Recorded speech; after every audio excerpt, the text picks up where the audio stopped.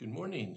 This is John from the Springs Mennonite Church, and I'm here today to talk another day about this fellow named Noah. And when I left you last time, God had given Noah instructions about the boat and what he was to do with it in terms of people and animals. And it ended by saying that Noah did everything God told him to do. Well, it's unusual for somebody to do everything that God tells them to do. You know, our own ideas get in the way.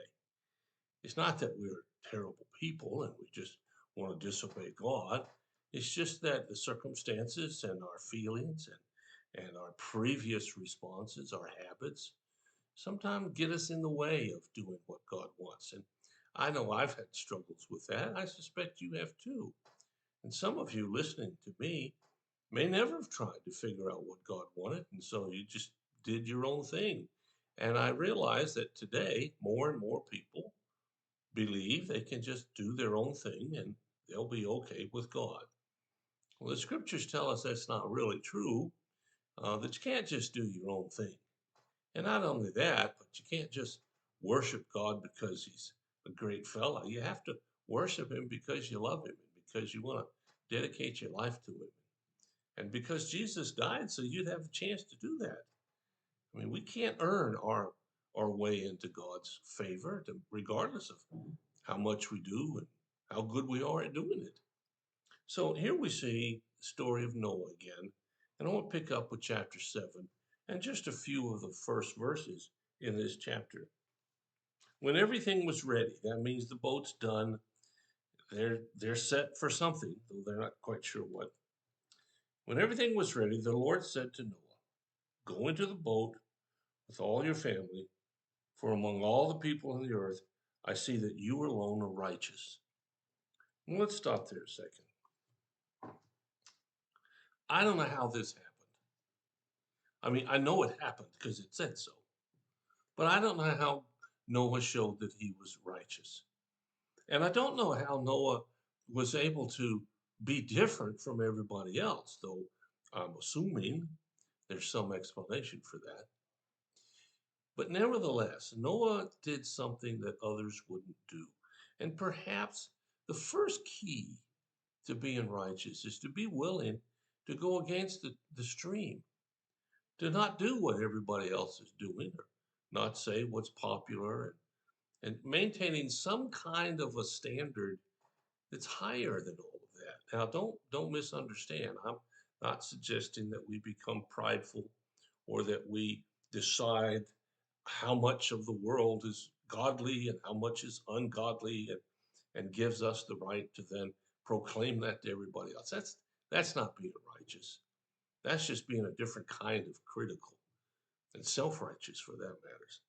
So some way or another, Noah in his actions in his life showed he was righteous.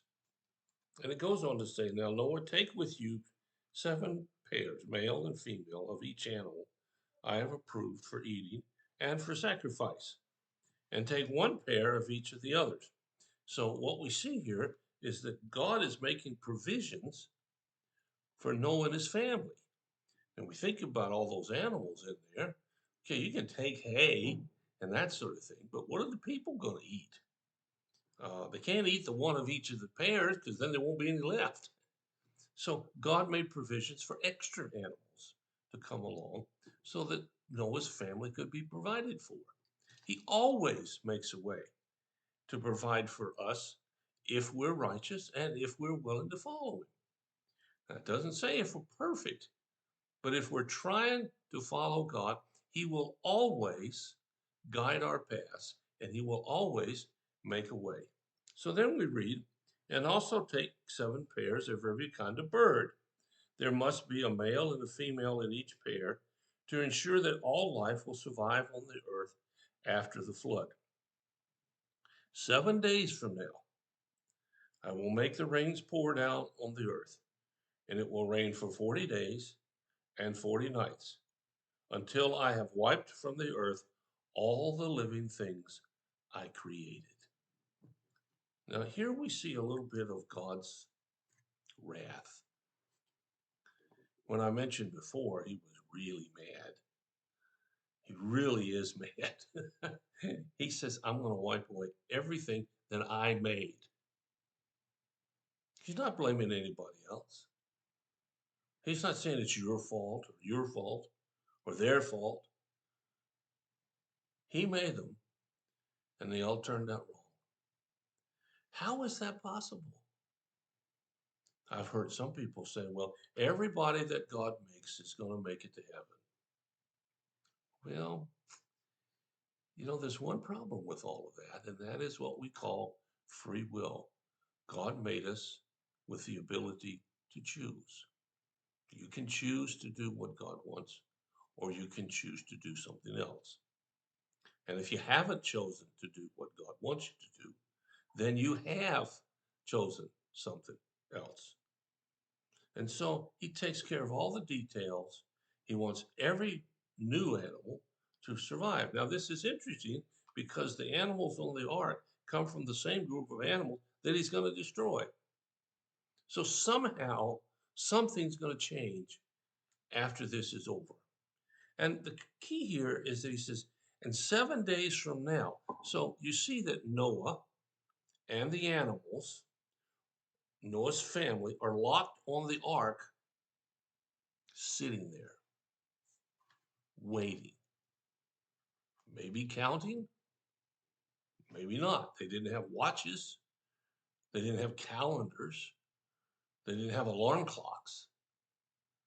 But they get into the boat, shut it up, and for all purposes are stuck. And they're stuck until God does something. Now they could have said, after 3 or 4, oh, God's not going to do this. Let's open the doors and get some fresh air. Or let's go take a little walk around and we'll come back on. But they didn't. They stayed there. They stayed and they waited. You and I sometimes need to learn how to wait because we want it and we want it right now. That's not the way it works with God. And then after doing all of this, here's what it says. And Noah did everything as the Lord commanded him. Noah is being faithful, even though he doesn't really understand what's happening, even though he probably never made a boat before, even though he has no conception that everything's going to drown except what's in the boat. Now, I don't know how the fish drown, but they do. And Noah obeys God. That's what he wants from you and me, to obey him, to do what he wants, at least to the best of our abilities, and then to ask forgiveness when we fail. There is no person and no circumstance that God won't offer forgiveness if you ask. So I'll leave you today with this thought. Would God say about you, and put your name in, did everything as the Lord commanded him or her, or at least did you try? Will you think about it? Hope you have a really great day. If you have a need or a concern, just let us know. We'll do whatever we can as fast as we can to help meet your need. Thanks so much for listening. God bless you. I'll be back tomorrow with another story about this guy named Noah.